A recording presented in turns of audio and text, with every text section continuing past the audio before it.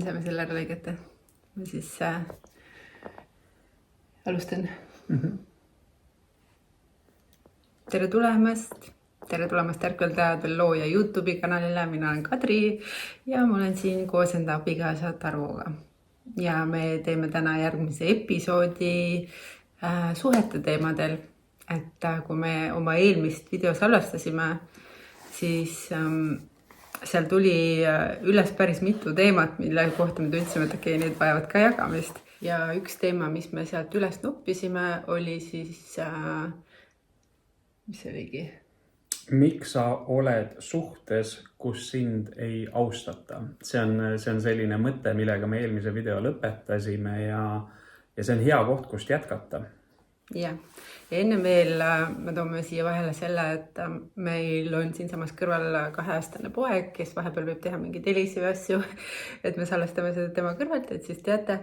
Ja veel, et me absoluutselt ei pretendeeri täielikule tõele, vaid me jagame vaateid sellest kohast, kuhu maani me ise oleme ära näinud oma kogemustes, oma suhtes ja oma teadlikkuse ulatuses. Ehk et see on lihtsalt selline mõnes mõttes isiklikud vaated, mis on meie arust jagamist väärt. Mitte mõnes mõttes, vaid nii ongi, et see on see, kuhu me oleme jõudnud oma arusaamades või oma vaadetes ja me oleme täheldanud, et need ei ole kõige populaarsemad vaated või need ei ole sellised vaated, millest nagu palju räägitaks või millel oleks rohkem kõlapinda. Ja see on ka siis üks põhjus, miks me otsustasime, et okei, et võib-olla on aeg natukene valgustada nagu teistsuguse nurga alt või teistsuguse külje alt, et kuidas võiks läheneda, sest me oleme täheldanud, et see toimib. Ja samas oleme läbi erinevate põhjuste siis näinud ka neid, ütleme, telgitaguseid või neid suhete puntraid, kus siis asjad kõige paremini ei toimi. Ja oleme avastanud, et meil on justkui niisugune nagu väike imevalem või imeretsept siin kogemata valmis küpsenud, mida oleks justkui mõttekas jagada. Jah, et me oleme saanud omavahel toimima sellised kitsaskohad, kus tavapäraselt inimesed lähevad laiali ja lõpetavad oma kooslused ja lõhuvad oma pered. Et sellest tulenevalt me siis jagame. Ja meil on siin, me tegime väiksed märkmed endale, et osata välja tuua niisugused nüansse, mis on olulised. Ja nagu see teema ütles, et miks siis inimesed on suhtes, kus neid ei austata. Ja see on niisugune hea üldine küsimus ja sellele võib läheneda väga, väga mitme nurga alt. Ja üks võib-olla oluline asi, mida kõigepealt puudutada, on see, et mis põhjustel me üleüldse suhetesse läheme. Ja kui ma sellesse natukene sisse vaatasin, siis kui ma vaatan tagasi oma minevikust ja kogemustest, me saangi tegelikult ainult selle põhjal rääkida ja siis samal ajal ka võib-olla mõne tuttava või lähedase inimese suhtes, et kus kohast on suhtesse mindud, siis tegelikult seal on tihtipeale niimoodi, et toimub mingi keemiline reaktsioon kehas, mida nimetatakse armumiseks, kus tekib mingi magnetism ja tõmme teise inimese poole ja sa hakkad temas nagu nägema midagi ilusat, midagi, mis sulle meeldib. Ja siis sellest, mis siis tegelikult seda magnetismi tekitab. Nüüd nüansid, mida ma praegu välja toon, on mis selle magnetismi taga on tegelikult midagi tuttavlikku, siis ebateadlikus olekus on seal midagi tuttavlikku perest, mida sa oled siis lapsepõlves kogenud, mis tundub justkui tuttav ja turvaline. Isegi siis, kui ta seda ei ole. Ja mis ma seal veel nägin? Millegist puuduse tundmine. Ja siis sa näed midagi, kui sa näed teises midagi, mida sul endal ei ole ja mida sa oled igatsenud, siis see hakkab magnetiseerima. Ehk et ma toon sellise näite, et ma olen läinud suhtesse sellises kohas, kus ma ootasin enda kõrvale teatud kvaliteetidega meest, keda mul ennem ei olnud. Ja siis, kui ma kohtasin kedagi, kes vastas kõikidele nendele kvaliteetidele, mida ma selles hetkes olin nagu soovinud või arvanud, et mu mehel võiks olla, siis mul oli mega tõmme ja roosad prillid ees ja ma jäid kõik teised asjad jäid nägemata kaine pilguga, vaid ainult läksin nagu nende asjade peale, millest mul tegelikult siis enda sees oli ju kas puudu, siis tagantjärgi ma näen ka need kohad, mis mul enda sees olid tervendamata. Ehk et valukehad minevikust olid need, mis magnetiseerisid mind tegelikult sellesse suhtesse. Ja ma olin selles suhtes nii kaua, kui ma uskusin, et kõik, mida ma vajan või kõik, millest ma olin puudust tundnud, tuleb minuni läbi selle inimese. Ja see viis selleni, et ma lasin enda reaalsuses toimuda asjadel, mis ei olnud minu suhtes absoluutselt austavad. Aga kuna see näiline turvatunne või näiline armastuse saamine või siis see, mida ma imetlesin, nagu justkui kaalus üle kõik selle negatiivse, mida ma ka kogesin. Ehk et turvatunne, midagi, millest ma olen puudust tundnud või siis midagi tuttavlikku perest minevikust, oma vanemate dünaamikatest on need põhiasjad, milleni me jõudsime, et miks inimesed siis tegelikult lähevad suhtesse. Ja mis siis sellega kaasneb, on see, et tihtipeale hästi kiiresti kasvatatakse sinna ümber mingid seosed, on siis lapsed, ühilised pangalaenud, kodud, loomad ja nii edasi. Ja need saavad siis järgmisteks põhjusteks, miks inimesed jätkavad koos olemist nendes suhetes isegi siis, kui seal suhtes puudub austus ja kõik muud kvaliteedid veel, mis tegelikult on vajalikud. Või aru saamata üldse, et mida inimene vajab või soovib. Et tavapäraselt sellele kuidagi pööratakse kordades vähem tähelepanu, ehk siis, et mida ma vajan ja mida ma soovin, omab justkui vähem tähtsust kui see, et mida ma saan sealt vastu, kui ma annan ise sinna midagi. Ta on kuidagi nagu natukene tagurpidi või pea peale pööratud selles mõttes, et ühest küljest justkui vaadatakse, et mida ma saan, aga ta on rohkem siis sellise nurga alt, et mida ma saan sealt vastu, kui ma ise annan või olen teatud viisidel. Ja siis käib mingisugune selline pidev kauplemine või ütleks niisugune nagu isegi jändamine mingis mõttes või siis draamad. Yeah. See on üks pool, aga teine pool, millele Kadri tähelepanu juhtis, on need valukehad, mis vajavad paljastamist või tervendamist. Ja see on üks peamine põhjus sellele magnetismile, mida alguses tähele ei pane või mida ei oskagi tähele panna, sest Hollywoodis ju sellist asja ei reklaamita, et kuulge, et teid nüüd tõmmatakse kokku selle pärast, et te saaksite ise endas natukene rohkemat selgust selle sees, mis vussis justkui on. Ja see tundubki ka loogika vastane, et miks ma peaks üleüldse magnetiseerima või endale nii-öelda ligi tõmbama inimest, kelle suhtes mul on täiesti, kas siis silmad kinni või roosad prillid või mingid teist tooni prillid ja kellesse ma armun üle pea kaela ära ja siis 2 aastat hiljem vaatan, et issand jumal, kuhu ma olen jõudnud terve selle asjaga ja see ei ole mitte mingi pidi enam söödav. Jah. Igal juhul mul tuli seal juures veel üks asi meelde, et mis siis suhtes toimuma hakkab, on tegelikult selline armastuse nagu väljateenimine, et nii kaua, kuni meil ja siis paneme selle sama programmi pealt, kus me kokku läksime, siis toimub selline, et me justkui peame teenima seda suhet või peame teenima peame teenima armastust välja oma tegevustega ja siis hakkab selline vastastikune skännimine, et kas ma olen ikka piisav, kas ma olen piisavalt teinud seda või toda, äkki ma peaksin midagi veel tegema ja siis ma hakkan hullult rabelema, ma ei tea, kokkama, koristama, naiste rollis tavaliselt, aga ka vahest meeste rollis.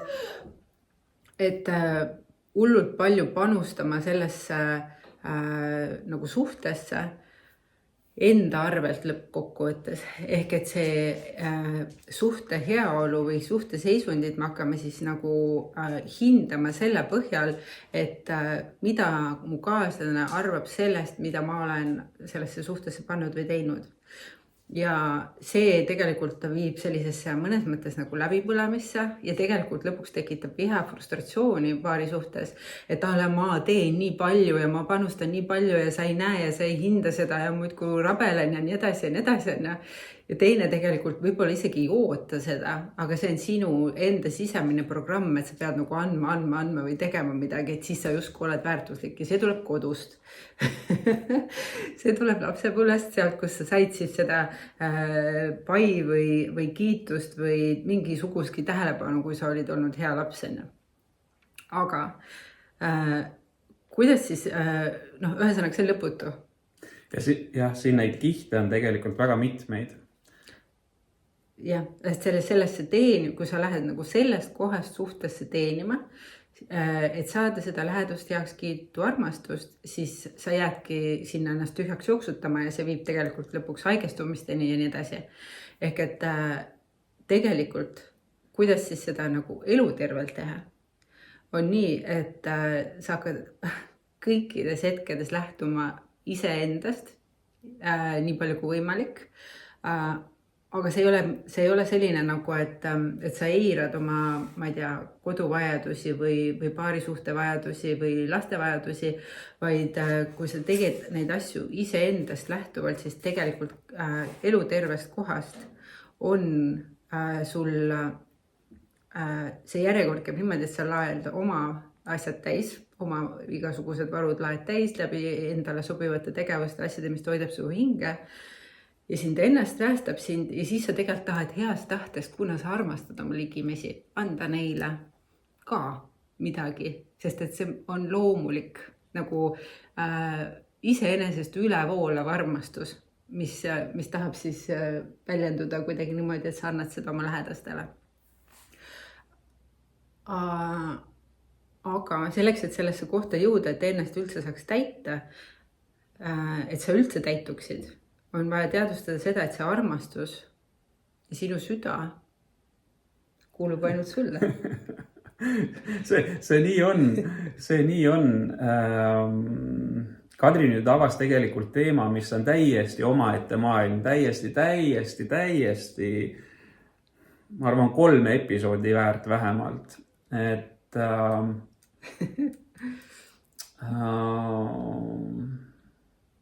Ma ei tea, miks see tähtis praegu tulla siia sisse. No see hüppas jah siia sisse praeguses hetkes. Aga sellest ju tegelikult saab rääkida, et kellele su süda kuulub, selle osa saab ju rääkida. Sest et sealt algab see, et sa ennast... Jah, võib-olla tõesti, et see on oluline siia ära tuua, et me oleme selle suhte dünaamikatel või suhte nii laiematel kui kitsamatel teemadel arutlenud palju. Võib-olla me oleme niisugused nagu natuke suhtefännid või midagi sellist. Või vähemalt me oleme soovinud, et meie enda suhe oleks hea. Ja nii hea kui võimalik ja erinevatel aegadel on need, ütleme, tasemed erinevad.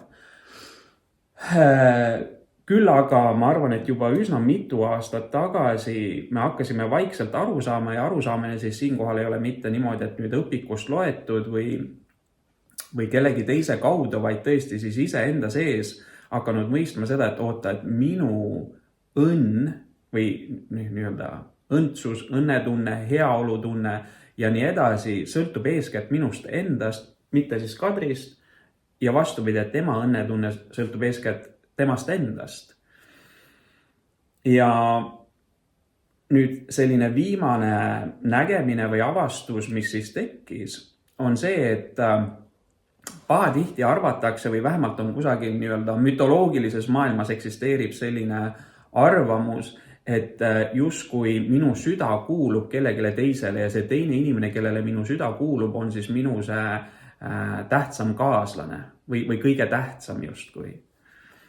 Aga isegi juba füüsilisest kehast lähtuvalt või nagu nii-öelda füsioloogiat jälgides, siis ei ole võimalik, et minu süda on tema sees või tema süda on minu sees.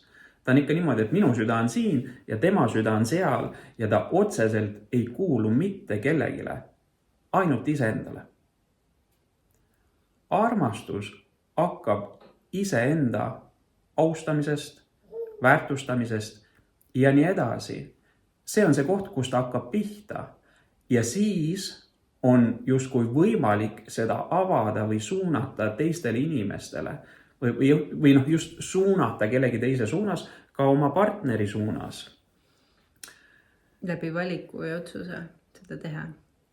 Ja siin on palju selliseid küsimusi, mis vajavad küsimist, aga selle tänase nii-öelda episoodi või me vaatasime, see eelmine episood lihtsalt lõppes sellise küsimusega, siis mõtlesime, et okei, et sellest on tõesti, see on niisugune vajalik asi, mis vajab rohkem kajastamist.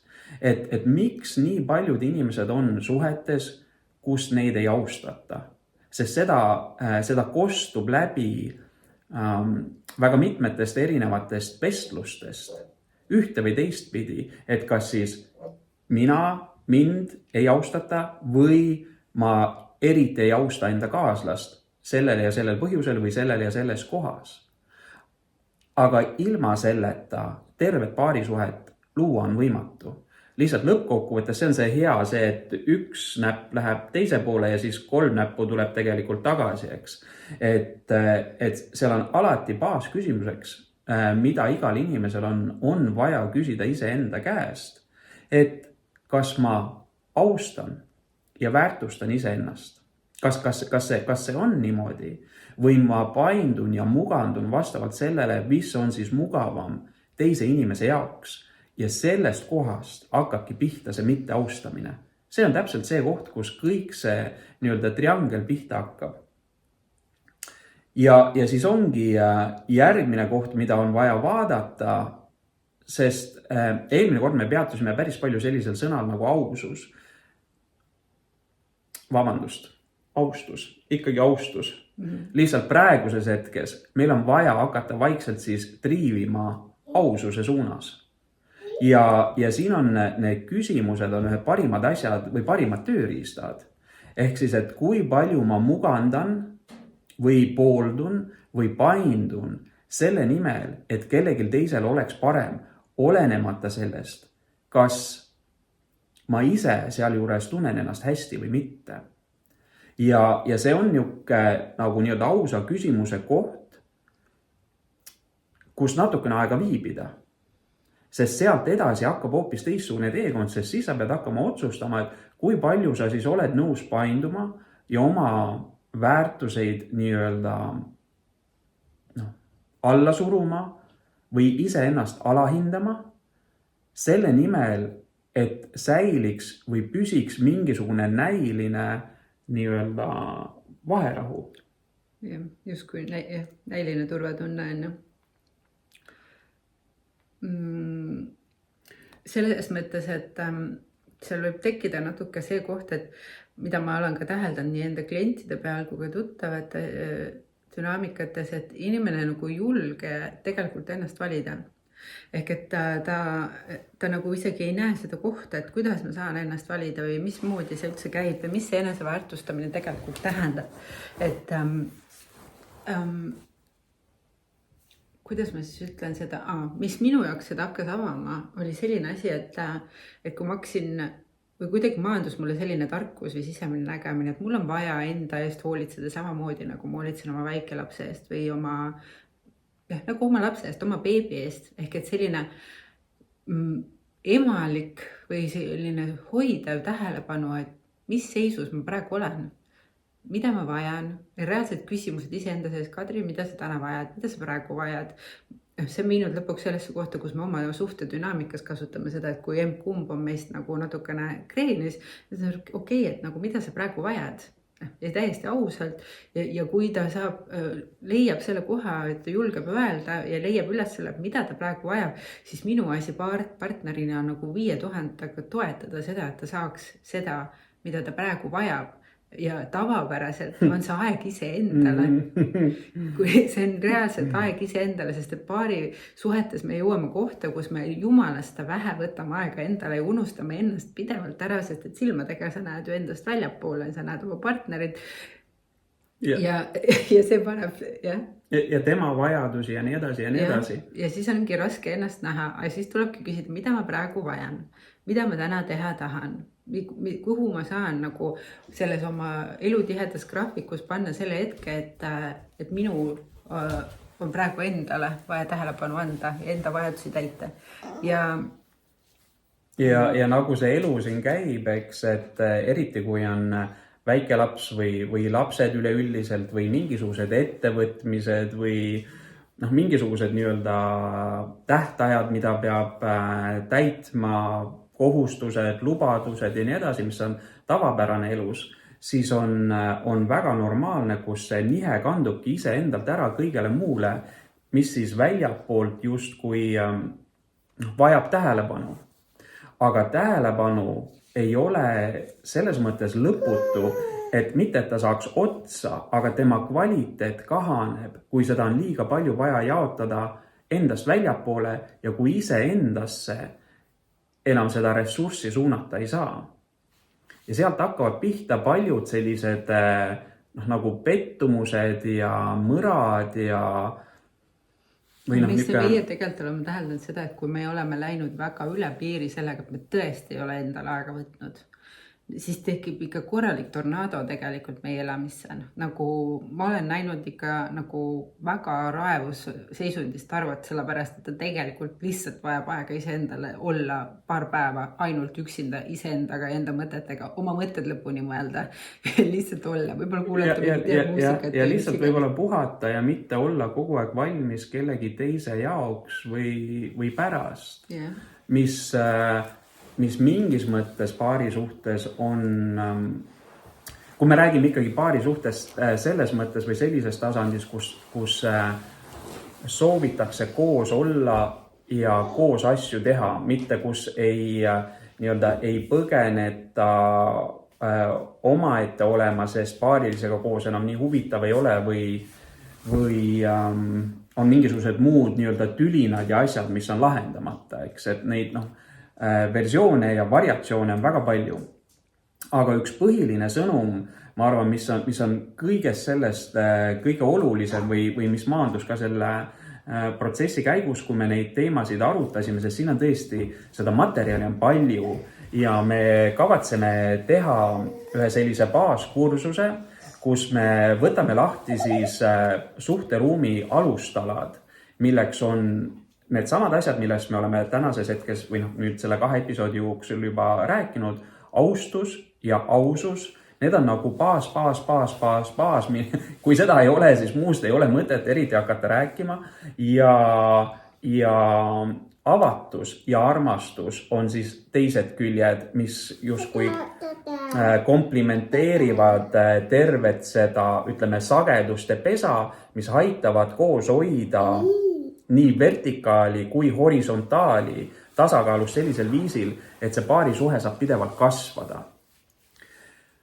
Aga tänase selle temaatika juures tundub, vähemalt hetkel tundub, et kõige olulisem niuke sõna on ehedus. Sest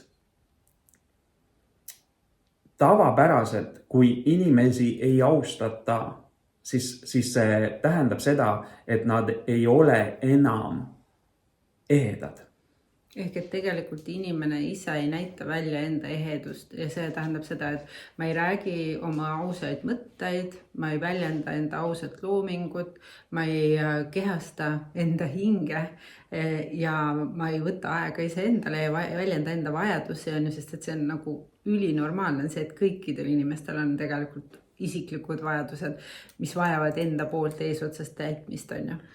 Ehk et see ei ole mitte ülinormaalne, vaid see on ülimalt vajalik enda eest hoolitseda, enda hinge seisundi eest, enda keha seisundi eest, enda mentaalse seisundi eest, enda emotsionaalse seisundi eest, sest need on need kohad, ühesõnaga need kohad, kus ma olen eksinud või teinud asju, mida ma tagantjärgi mõtlen, et täitsa pekkis, miks seda üldse vaja oli. Ükskõik, kas ma olen siis Kadri suhtes olnud, mitte see inimene, kes ma soovin olla või siis oma lapse suhtes või kellegi teise suhtes, siis see tavapäraselt tähendab seda, et midagi on eelnevalt tasakaalust ära läinud.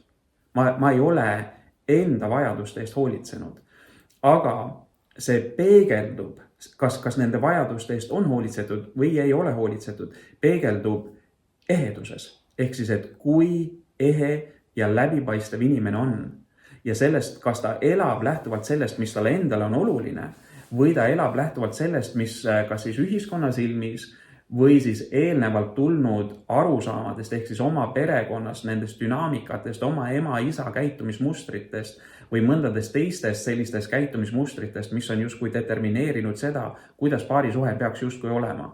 Kahjuks seal on filmitööstus ja ka raamatud, aga ütleme, et on väga palju selliseid väliseid mõjutusi, mida me võib-olla esialgu tähele ei pane, mis on lihtsalt salvestunud kuhugile nii-öelda siia sagaratesse ja mille järgi me siis käitume. Aga mitte üks ainus asi nendest tavapäraselt ei viita ehedusele. Ja nüüd, mis see ehedus on? Ma seda natuke juba ütlesin ka, et sa nagu kehastad, et sa reaalselt kehastad enda autentset hinge, kes sa oled. Et sa nagu räägid sellest, mida sa mõtled, väljendad seda, mida sa vajad, lood seda, mis sa oled, mis su hingest tuleb ja mis veel? Aus. Sa oled aus iseendaga kõikides nendes kohtades, mis on ebamugavad, see on see inimlik vaade või aspekt, aga teine ja võib-olla olulisem aspekt on see, et sa oled ühenduses enda hingeteadvusega. Oma sellise, nimetame seda päris olemuseks. See võib-olla kõlab totralt, et mingi olemus on päris ja mingi ei ole päris, aga nii ta kipub olema nendes nii-öelda valitud sõnade kaustas. Ja seda ühendust enda hingeteadusega on võimalik luua ainult nii, et sa võtad aega iseendale. Sa lihtsalt reaalselt ei kuule muidu iseennast, enda hinge, kui sa oled pidevalt kogu aeg kellegi teise väljas ja suhestud kellegi teisega ja täidad kellegi teise vajadusi. See pole lihtsalt võimalik. Ehk et miks sa oled suhtes, kus sind ei austata, on suure tõenäosusega sellepärast, et sa ei ole iseendaga piisavalt kontaktis. Sa ei ole iseendaga veel piisavalt sügavalt tuttav, sest et kui sa seda oleksid, siis sa hakkaksid ennast austama, armastama ja oleksid aus ja elaksid hoopis teist elu. See ei saa olla nii, et sa oled mitte austavas suhtes, kui sa oled ühenduses enda hingega. See kaks asja nagu ei käi kokku. See lihtsalt ei ole võimalik. Sul võib olla pistelisi ühendusi, aga siis sa lähed uuesti magama. Ja see magamine käib tavaliselt mingi valu keha pealt, mis on sinu enda sees, mis nagu hakkab varjama seda sinu enda tõde. Nagu seal on siis suure tõenäosusega, mis ikka jälle tuleb nagu turvatunde teema. Ehk et me ei julge elada ehedalt oma hinge kutset, sellepärast, et tihtipeale on see ettearvamatu, ettenägematu ja selline, ütleme, meie ego jaoks ebaturvaline, sest et seal võib olla palju muutusi, palju sellist seiklemist ja avastamist, sest hing on tulnud siia arenema. Ja rutiinne selline igapäevaelu, see ei saa olla väga hullult arendav ja hinge toitev, ütleme nii. Ehk et mulle läks see mõttelõng ära, kus ma siia jõudsin. See ei ole... Et see ühenduses oma hingeteadvusega.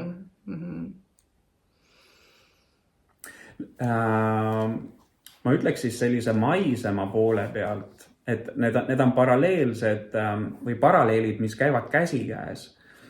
Aga ehe teisisõnu on autentne, mis teisisõnu on aus, mis teisisõnu on päris. Ehk siis ehe on päris sina ja ka päris suhe või selline suhe, mis sind tõesti rahuldab. Ja teisipidi vaadatuna selles päris suhtes sina saad olla sina. Sa ei pea olema seal keegi teine, sa ei pea ennast mugandama, tegema teistsuguseks, vähendama kuidagi käänama ennast mingisugusel põhjusel või mingisugusel ajahetkel, sest nii on kellelgi teisel mugavam. See mugavuse asi suhtes on üks kõige õudsemaid asju üldse, see lihtsalt tapab ära selle autentsuse, sellise päris olemise ja kellele seda vaja on. No, mul tuli natuke meelde, mis ma veel rääkisin, need valukeha